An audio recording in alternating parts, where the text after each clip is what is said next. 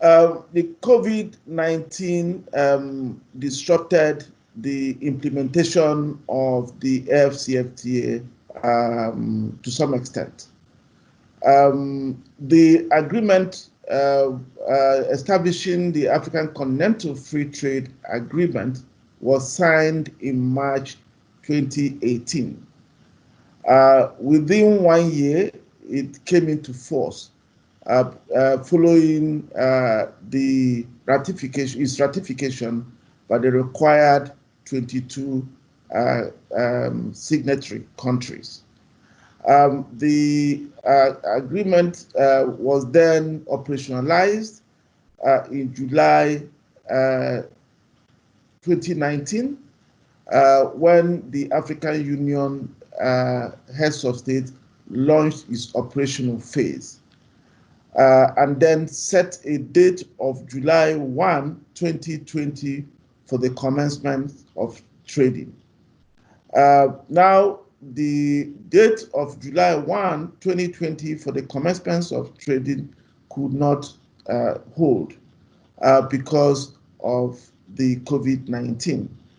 The COVID-19 disrupted certain negotiations, certain protocols that were to be annexed to the agreement, including the rules of origin, the schedule of tariff concessions, and also the services. However, a new date has been set for January 2021 for trading to commence. Whereas we've had this disruption, I think there's also a silver lining there. Many countries who are yet to complete their ratification are now expected to complete the ratification before the date now set for the commencement of trading for January 2021. The African Union is now organizing a virtual negotiation of all those other things, the rules of origin, the schedule of tariff concession, and so on, and also the phase 2 negotiations on investments and intellectual property that were also being that were also disrupted a bit. So we then think that although we've had this minor disruption, that COVID-19 will only increase the impetus towards trading under this agreement. And I say this because the COVID-19 has demonstrated more than anything the importance of Africans coming together, taking their destiny in their own hands. So everybody now knows the importance and the need for the African Continental Free Trade Agreement. And we are all working every day to make sure that all the ancillary things that are required to be done, to make sure that once the trading starts, that it goes on efficiently and effectively, and over a short period of time gathers momentum. AfCFTA, as you know, has developed a Pan-African payment and settlement system that will make it possible for payments for intra-regional trade to be made in African local currencies. We now expect that the piloting of that system will commence in September. We have the support of members of the Arab Africa Trade Bridges with regard to the Intra-African Trade Fair, which we hope would help us begin to remove the challenges posed to intra-regional trade by lack of access to trade and investment information.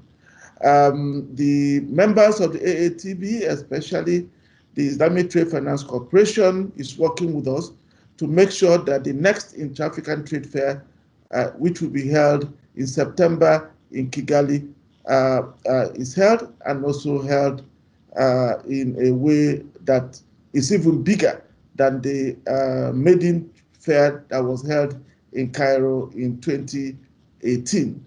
That is AfCFTA Bank, have also launched the Collaborative Transit Guarantee Scheme, starting with the COMESA region, that is the Common Market for Eastern and Southern Africa region.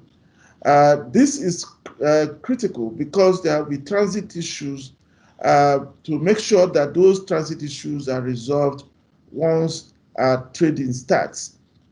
We are also finalizing to launch by October the trade information portal, which is required to support inter-African trade fair under the African Continental Free Trade Agreement. You know, many people say that lack of infrastructure is the biggest constraint to inter-African trade. We agree that infrastructure is a challenge, but we think that lack of information is the biggest challenge. If we are able to remove the constraint of information, we believe that the investment for regional infrastructure will come. And that's why we have built a trade information portal, and it will open for use in October, well ahead of the date for the commencement of trading. We also will be launching the Africa Customer Due Diligence Repository platform, which we call the MANSA platform, a platform that we have built to make it easier for investors, for financiers, for businesses to do due diligence on African businesses, on African financial institutions, to remove the high cost of compliance of dealing with African economies.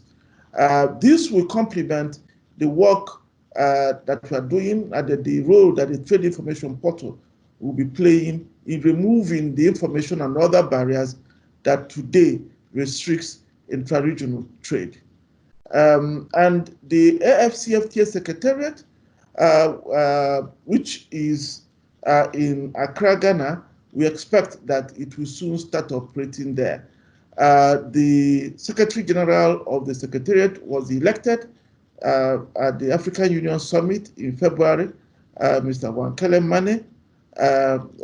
He has resumed duty currently in Addis Ababa to relocate to Ghana once the lockdowns and the borders are open. AfCFTA Bank is supporting the commencement of trading. We provided the grants that will be required to meet initial startup costs. So we believe that there is now a general recognition among the populace, among the businesses, that the AfCFTA is urgent.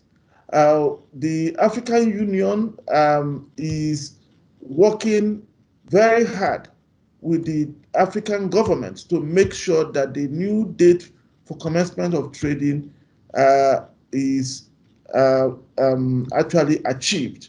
And all the institutions, ourselves, at the African Development Bank, and all the relevant institutions are also doing their best to make sure that on that date in January, that the trading starts. And beyond that, that when trading does start, that it has all the complements, all the things that is required to make sure that it expands rapidly. So we see the AfCFTA having what I would call a big push starting from January next year.